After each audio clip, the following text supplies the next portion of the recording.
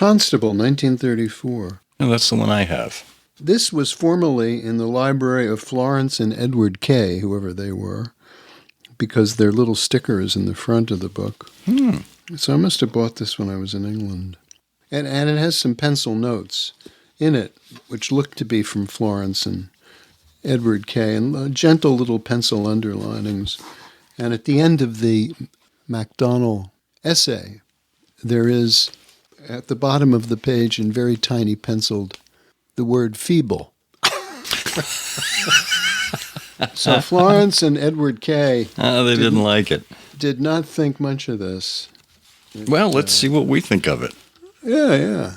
Support for Trifles comes from listeners like you, who support us through Patreon and Substack. Bonus material, thank you gifts, and more await at patreon.com/trifles and at trifles.substack.com.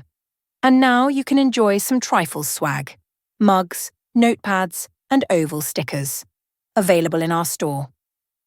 Find it at ihearofsherlock.com/merchandise. Welcome to Trifles, a weekly podcast about the Sherlock Holmes stories. It is, of course, a trifle, but there is nothing so important as trifles. Yes, the circle was red, the study was scarlet, and the Scot was glorious, but there are so many other details to pick apart in the stories.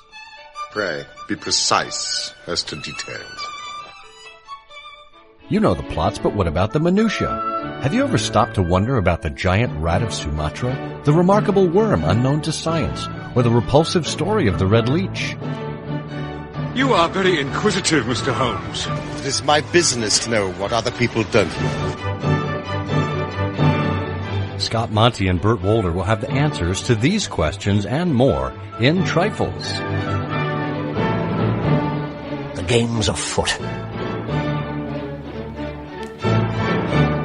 Episode 481, Mr. Moriarty. Well, hello there, and welcome to Trifles, the podcast where we look at the details in the Sherlock Holmes stories. I'm Scott Monty. And wait a minute, let me look around. Yes, Burt Wolder. Mr. Hooray! Wolder. Mr. Hooray! Wolder, sir. How are you? I'm just fine. Thank you, Scott. Thank you for Excellent. asking, and thank you for this invitation to join you today. It is a distinct pleasure and honor to have you with us, as it is to have all of our listeners with us. Well, this is the third episode of the month, and that means we're looking at a piece of Sherlockian scholarship. Could be modern, could be from days gone by. Usually what we like to do in this week of the month is to pick something out of the archive, something that people might not have ready access to, and bring it to the fore and discuss it. See how they performed in their particular efforts and discuss it here with you. So in this case, we have a chapter from the 1934 Baker Street Studies by H.W. Bell. He was the editor. And the chapter we're going to be looking at is called Mr. Moriarty by A.G. MacDonald. More about A.G. in just a moment and exactly what it is that we'll be talking about. But in the meantime, we wanted to direct your attention to the links in our show notes. Not only can you find out more about whatever it is we happen to be talking about in a given episode, but you can also join us on Patreon or on Substack, or both, if you're really enterprising.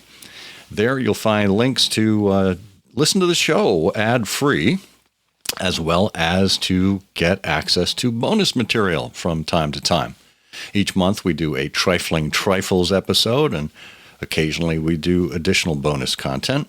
And of course, if you are a supporter at any level, you are automatically entered for a chance to win a free back issue of the Baker Street Journal, something we do at the end of every month. So get on board and join us on either one of those platforms. And if you don't want to do that, well, buy some merch. We have Trifles mugs for sale, as well as Trifles notepads. Check it out in our merch link, also available in the show notes.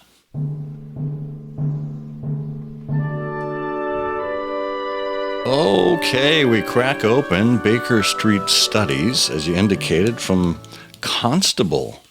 and Sons, Constable and Company, from 1934. H.W. Bell was an early intrepid Sherlockian, one along the lines of Dorothy Sayers, Vincent Starrett, Ronald Knox, etc., one of the big names of the early Sherlockians. And in this case, he gathered a number of names under this cover of Baker Street Studies for a collection of chapters of scholarship on Sherlock Holmes, including Dorothy Sayers. But we also get in touch with A.G. MacDonald for this chapter called Mr. Moriarty. So, Bert, why don't you start us off? Well, A.G. MacDonald was born in 1895. He was a Scottish journalist, a satirist, and a novelist, and a playwright, among many other things. He founded the original Sherlock Holmes Society in England in 1934. And he did that by hosting... and this book came out in 1934. So 1934 was sort of a big moment for Sherlockian doings in England. He hosted a sherry party for enthusiasts in April of 1934, and that led to the creation of an annual dinner and a loose-knit group. And unfortunately, World War II got in the way of the Sherlock Holmes Society. And it was not until it's the early 1950s. Oh, well, sure, of course, it's just the 75th anniversary, isn't it, of the current Sherlock Holmes Society of London, which succeeded A.G. MacDonald's society. Well, I didn't know you could have sherry parties for Sherlock Holmes. That's an interesting angle.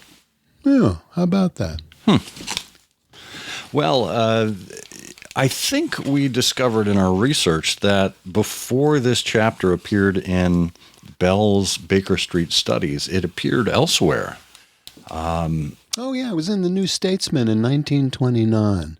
I think that's where MacDonald first published that. And as you pointed out when we were talking, he did a variety of things. He was a humorist. He wrote a book, sort of a satire of English society called England, Their England.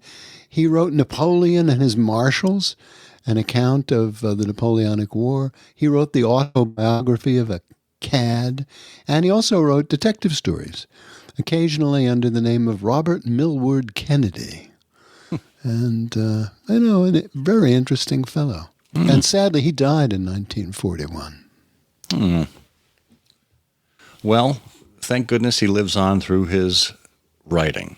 And in this case, we're going to look at Mr. Moriarty, which is his attempt to explain away, or to explain, Professor Moriarty's appearance in the Valley of Fear, or at least his mention, because we don't actually see Professor Moriarty in the Valley of Fear, but his influence and his presence is noted.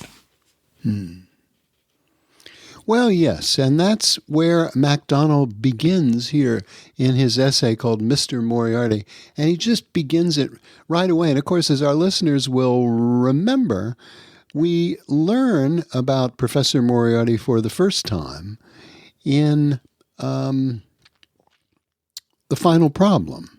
Right. And that, by all accounts, is taking place around 1891. And we have the second reference to Professor Moriarty in The Valley of Fear, which comes much later.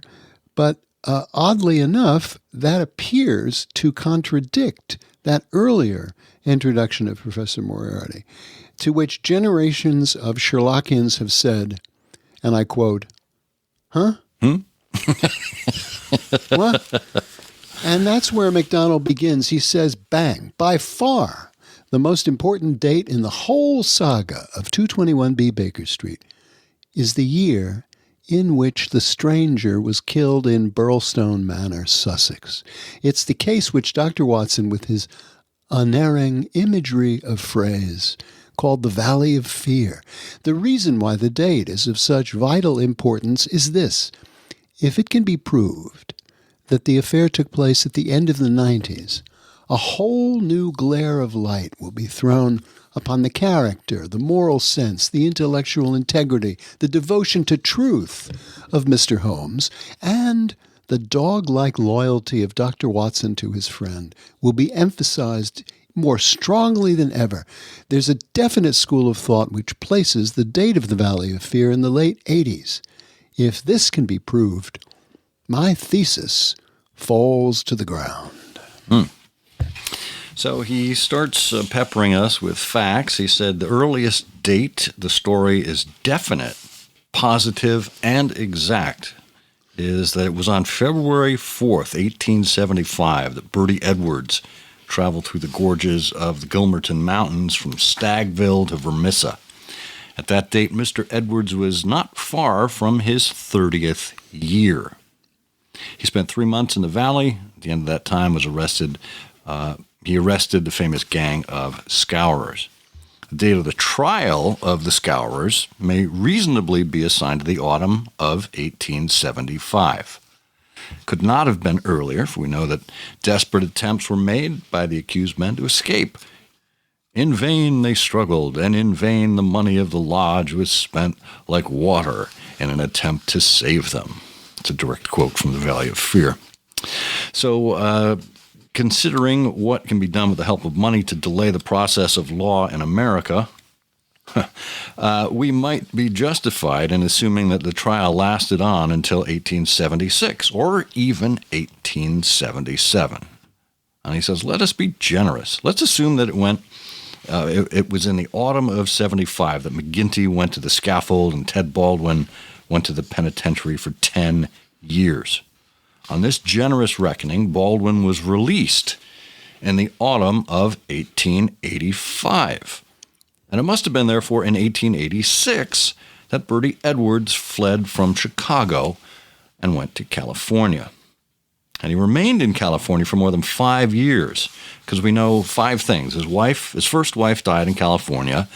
He had a partnership in California with Douglas for 5 years, and his wife had died the year before they met.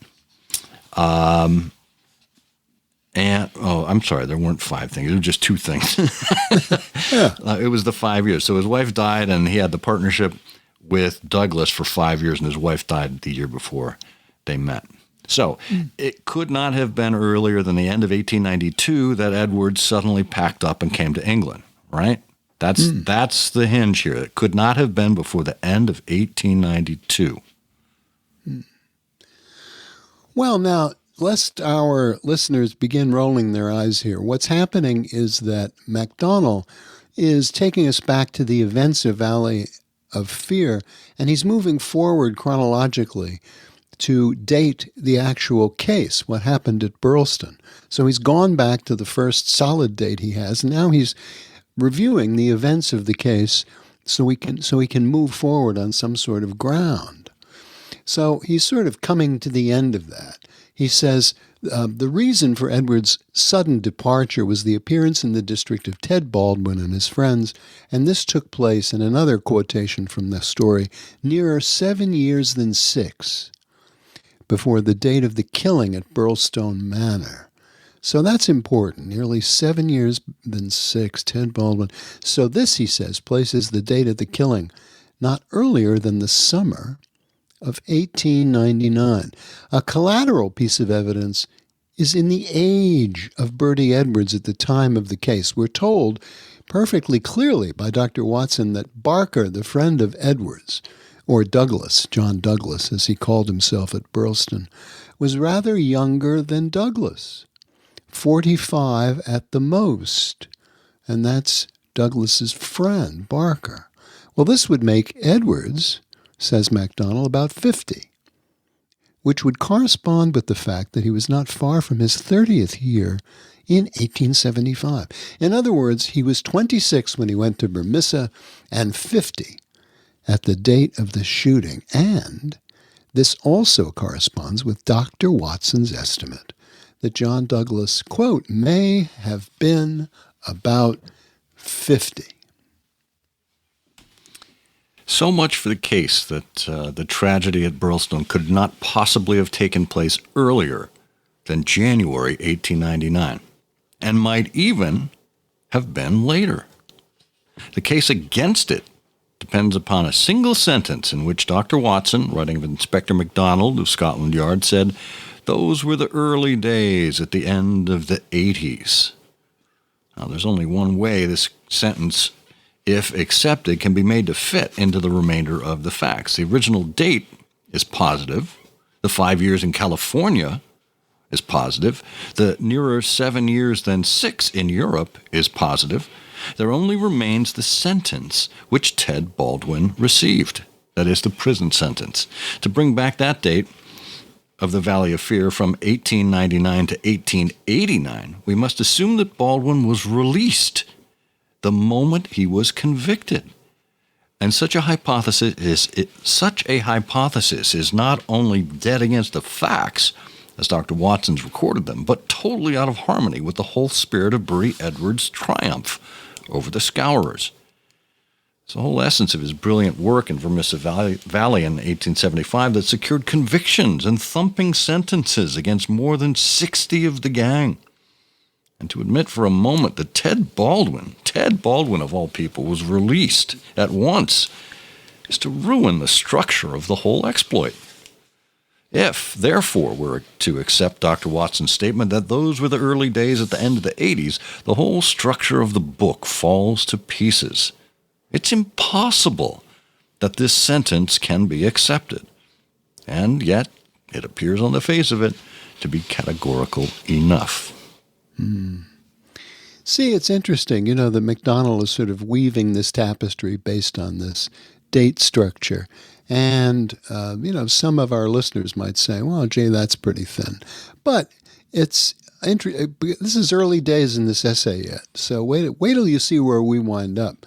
Anyway, MacDonald says, consider this sentence from another angle. We are asked to believe that at the end of the 80s, Inspector MacDonald, although a young man, was already a prominent member of Scotland Yard whom Holmes had already assisted twice in difficult cases and who consulted Holmes in every difficulty. And that's another quotation from the case. And yet, this is the first occasion on which Dr. Watson ever mentions his name. The period at the end of the 80s was the period of Lestrade and Gregson. In the case of the Red-Headed League in 1890, the detective whom Holmes called in was Mr. Peter Jones, perhaps a relation of Athelney Jones, who handled the sign of 4. And in the case of the resident patient, the police inspector who was called in was called Lanner. But of an Inspector Alec MacDonald, there is no trace in Dr. Watson's memoirs until 1914, which was the year in which he recorded the episode of the Valley of Fear. Surely, if Inspector MacDonald had been such a bright youth at the end of the 80s, consulting Holmes at every turn, we should have heard of him before. The conclusion is irresistible that Watson, never the most accurate of biographers, meant the end of the 90s and not the end of the 80s. It's much easier to suppose that the worthy doctor made a slip of the pen rather than that Ted Baldwin got off scot-free. And A.G. MacDonald says, if I've proved to the satisfaction of the readers of this book or listeners of this podcast that Ted Baldwin was shot at Brolston Manor not earlier than the beginning of 1899, we find ourselves suddenly in very deep waters. For the information that Edwards, a.k.a. Douglas, was to be attacked by the survivors of the Scourers came in a cipher message, of course, from Fred Porlock. And Fred Porlock was an agent of, you guessed it, Mr. Moriarty. Furthermore, 2 months after Edwards had been acquitted of the charge of shooting Ted Baldwin, he was drowned in a gale off St. Helena. And Holmes definitely announced that he had been murdered by the gang, of which Moriarty was the head. It was in May 1891 that Holmes threw Moriarty over the Reichenbach Fall. How then? How was the retired professor of mathematics out and about in 1899? Well, and here's where we get to the core of MacDonald's essay. He said there can be only one answer. Moriarty did not exist. He was invented by Holmes, or rather Holmes selected a perfectly ordinary ex-professor and fastened on to the unfortunate man the fearful reputation which has dogged him ever since. See, now, if Nicholas Meyer were here, he would say, I told you so. Right, exactly. Told you so. The reason why Holmes created this sinister and mysterious colossus of crime was, I submit, as follows. By the middle of the 80s, he had become, after a difficult early struggle, a highly successful consulting detective. His reputation, indeed, had already become international, and he was invited to solve mysteries as far afield as Odessa and Trincomalee, where he looked into the tragedy of the Atkinson brothers. But in 1887, Holmes was very seriously ill. He had been working never less than 15 hours a day for over 2 months, and on one occasion had worked for 5 days at a stretch. And that's a quotation from the Reigate Squires.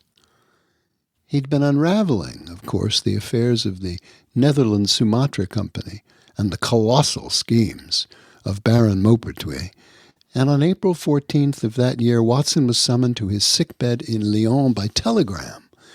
The faithful doctor is anxious to lay stress on the comparative slightness of the indisposition.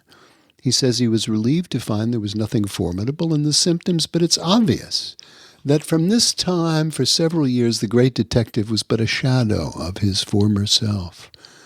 It's true that within a few days of returning to London he solved the pretty little problem of the Reigate Squires, but Dr. Watson gives away his own case when he says, quote, "The year 1887 furnished us with a long series of cases of greater or less interest.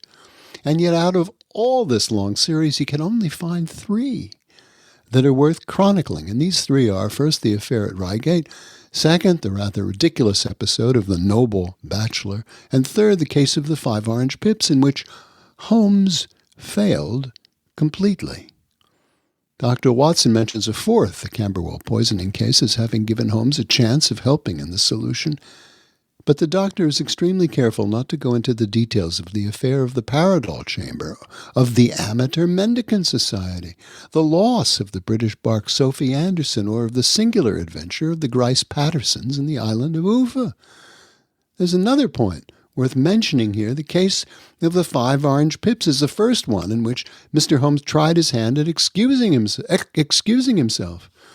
He alleged that everything had been completed except the formality of the arrest, but that the murderers escaped him by being drowned at sea. So great was his hypnotic influence over his associates that this explanation was accepted. And then came another failure, the case of the resident patient. And again, Holmes put forward the same explanation. It had worked once, so why not again? The 3 murderers were drowned in the Nora Carina, which was lost with all hands upon the Portuguese coast, some leagues to the north of Oporto. Well, the melancholy tale goes on. Another failure follows at once, this time in the case of the Greek interpreter. And for a 3rd time, Holmes spun a yarn to cover himself up, feeling presumably that even the worthy doctor would not swallow a 3rd shipwreck. He altered his little fairy tale into a story of a stabbing affray in Budapest. Well, so much for 1887. And so we make our way to 1888. The only recorded case, of course, is Holmes's defeat. Another defeat, this time at the hands of Irene Adler. In 1889, there were only 2 cases. Man with the twisted lip, of course, and the affair with the terrible Lysander Stark and the engineer's thumb. And this was bad enough in all conscience. But worse was still to follow in 1890, at a time when Holmes's room had been ankle deep in telegrams of congratulation, should have been at the height of his fame, almost too busy to turn around. We find Dr. Watson writing he still came to see me from time to time when he desired a companion in his investigations, but these occasions grew more and more seldom, until I find in the year 1890 there were only 3 cases of which I retain any record. It's painful to have to make the only possible deduction. Either Holmes had no cases or clients, or he didn't wish to have a series of failures put upon the records. In October of that year, one flicker of intelligence, possibly due to an overdose of cocaine, was the result of the neat capture of John Clay, the founder of the Red-Headed League. Then, that's that following critical year, 1891, without a word of warning. April 24th, Holmes is back from a prolonged holiday in the south of France. He walked into Watson's consulting room and launched the story of ex-Professor Moriarty. On the face of it, as he told it that spring evening, it was fishy enough in all conscience, but he was well aware from years of experience that the good doctor would swallow pretty neatly anything. The story, in effect, well, you know the story, is that Moriarty was hot on his trail after being the head of a web with 1,000 radiations. He's a mathematical genius who had committed some grave misdemeanor that led to his expulsion from his university chair. Note the ingenuity of the explanation. Mr. Moriarty, for he was, of course, no longer a professor, was admittedly a genius, and that would account for the all-pervading efficiency of his mythical gang. And there was a dark spot in his life which would effectively prevent him from bringing a slander action against Mr. Holmes. Well, and we're sort of hurtling here towards the end of this. MacDonald takes us through some other issues about Watson's failure to notice things in Holmes's description of Moriarty that, was obviously, says MacDonald, something that Holmes had prepared. But in any case, Watson accepts it all. At Victoria Station, Holmes adds a neat touch, when they're on their way to Europe to escape. He saw a tall man pushing his way furiously through the crowd just as the train had begun to move. And he says, "Aha, there is Moriarty himself." And Watson just sort of accepted it. And the final scene was brilliantly stage managed. And, there you are. Holmes is free to regain his health by traveling in Tibet and winding up in Montpellier, looking into coal tar derivatives, and returns in 1894, fully restored. Well, we have now, says MacDonald, arrived at a deadlock. Yeah, how is it explainable that the world thought that Mr. Moriarty was killed in 1891 and yet accepted, without question, his existence in 1899? There can be only one explanation. Between 94 and 99, it must have occurred to Holmes that the occasion might arise a second time in which he would have need of an excuse for covering up his failures, and he decided to resuscitate Moriarty. The unfortunate lecturer, therefore, was dragged out of retirement, into which Holmes must have blackmailed him in 91 in order to account for his disappearance, and settled him down with a comfortable income and a house in the suburbs to remain there and carry on his work as a mathematical lecturer until such time as Holmes might have need of him again. The explanation of how Moriarty survived the mythical wrestling match at the Reichenbach Fall would be simple. Just as Holmes clung to one rock, so Moriarty might have presumed to have clung to another. And by 1899, when the old crowd at the Yard, who had been deceived by the first bluff, had all retired and been succeeded by men like Alec MacDonald, the opportunity was ripe for working the bluff again. So inefficient were the Yard officers of the period that the story of 1891 had not been handed on in the records to the officers of 1899. For Inspector MacDonald, at this later date, accepted implicitly Holmes's statement that he had never seen Moriarty. Well, MacDonald ends by saying, as far as I can see, no other possible explanation covers the facts. And MacDonald closes sort of with a proposition here to add insult to the injury to the reputation of Sherlock Holmes. He says, that painting by Gruse that Moriarty had, I'll bet Holmes gave that to him. And he forgives Holmes, of course, because, Holmes was under such great pressure. And he ends, by observing something that our listeners might agree might refer to the author of this essay. If you disagree with the conclusion, MacDonald says, after all, vanity is a very human weakness, and much may be forgiven to such a man. Feeble.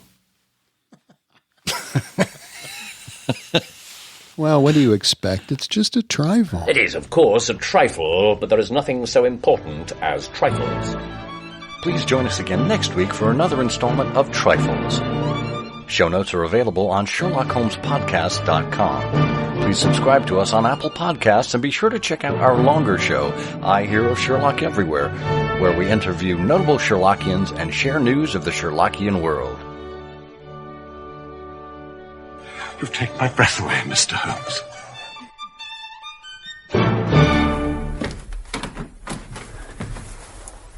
You have paid me several compliments, Mr. Moriarty. Let me pay you one in return when I say that if I were assured of the former eventuality, I would, in the interests of the public, cheerfully accept the latter.